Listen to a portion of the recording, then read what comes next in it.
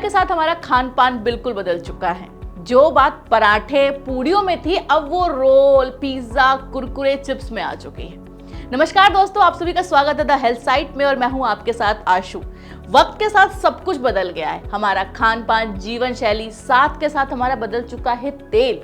पुराने जमाने में हमारी मम्मियां सरसों के तेल में पूड़े भी छान लेती थी, रोटी भी बना लेती थी, सब्जी भी बन जाती थी। लेकिन आजकल रिफाइंड ऑयल बहुत बड़ी मात्रा में इस्तेमाल हो रहा है। शादी, पार्टी, घर में भी हम उसे हेल्दी मानकर रिफाइंड ऑयल का इस्तेमाल कर रहे हैं। लेकिन क्या रिफाइंड ऑयल डायबिटीज की वजह तो नहीं बन रहा है? इस वीडियो में डॉक्टर से जानेंगे क्या रिफाइंड ऑयल की वजह से डायबिटीज जैसी बीमारी तो नहीं हो सकती। जिस तेल को हम हेल्दी समझ के खा रहे हैं वो हमारे स्वास्थ्य पर क्या इफेक्ट दे रहा है। सबसे पहले ना ऑयल कंजम्पशंस के बारे में समझते हैं।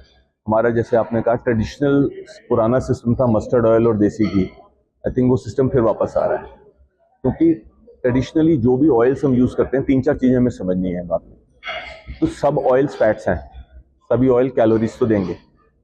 फैट जो है वो कैलोरी देगा, आप किसी भी फॉर्मेट में यूज़ करो। तो ये सोचना कि जी फैट जो है वो कैलोरीज नहीं देगा, वो करेक्ट नहीं है।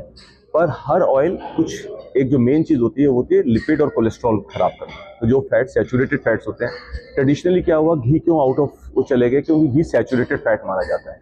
वो हर चीज़ जो कि विंटर में जम जाती है, घी ले लीजिए, बटर ले लीजिए, पाम ऑयल ले लीजिए, कोकोनट ऑयल, ये जो चीज़ें जम जाती हैं विंटर में, एक जर्नल पहचान है कि वो सैचुरेटेड फैट ही होती है। और सैचुरेटेड फैट कोलेस्ट्रॉल बढ़ाता है, हार्ट अटैक होने का रिस्क बढ़ता है। तो इसलिए करके ये कम होने लगा। लेकिन घी में पता चला कि कुछ और एंटीऑक्सीडेंट्स होते हैं और उसकी कुछ और प्रॉपर्टीज हैं, बाद में यूज़ करने की बात करते हैं। तो मेन इशू ये है कि जो ऑयल्स यूज़ कर रहे हैं अभी हम लोग, कोई भी ऑयल जो है अपने आप में कंप्लीट ऑयल नहीं है। बहुत सारे पेशेंट्स पूछते हैं सर कौन सा ऑयल लिया जाए, कैसे ऑयल यूज़ किया जाए। कोई भी ऑयल में 3 चीज़ें ध्यान रखनी है। एक, रीहीटेड ऑयल सबसे खराब चीज़ होती है। कोई भी ऑयल हो, दुनिया का आप ऑलिव ऑयल से लेके कोई भी ऑयल ले लीजिए, अगर रीहीट करते रहेंगे, मेरे हिसाब से जो हमारा सबसे ज़्यादा नुकसान हो रहा है लोगों का वो हो रहा है। क्योंकि आप बाजार जाते हैं, मान लीजिए एक समोसा लेता हूँ मैं, तो वो समोसा का आज आपके लिए तो बना नहीं है, वो 100वां समोसा है, उससे पहले 99 समोसे तल के निकाले हैं उसने उसी ऑयल के अंदर। भटूरा खा रहा हूँ, पकौड़े बन रहे हैं, जो नमकीन तल के हमारे बिकन भुजिया पैक करके आ रही है, ये सब रीहीटेड ऑयल है। जितने ऑयल रीहीट होता जाएगा, जितनी बार वो रीहीट होगा उतना ज़्यादा वो डैमेजिंग होगा। तो ये पहला इंपॉर्टेंट चीज़ है कि वी शुड सी कि जो ऑयल्स हैं और अपनी डेली हाउस होल्ड कुकिंग में भी अवॉइड करें कि रीहीटेड ऑयल है, कढ़ाई चढ़ा के रख दी और बार बार चढ़ाती रही, वो अवॉइड करना चाहिए। जितना ऑयल आप मिनिममली यूज़ करें, नंबर 1। नंबर 2, जो ऑयल्स हम लोग यूज़ करते हैं उनमें पूफा और मुफा होता है, उसकी एक रेशियो होती है जो बताती है हेल्दी है कि अनहेल्दी है। तो ये होता है कि corn oil, sunflower oil, olive oils, ये जो ऑयल्स है, रेपसीड ऑयल, ये हेल्दी माने जाते हैं because of a better ratio.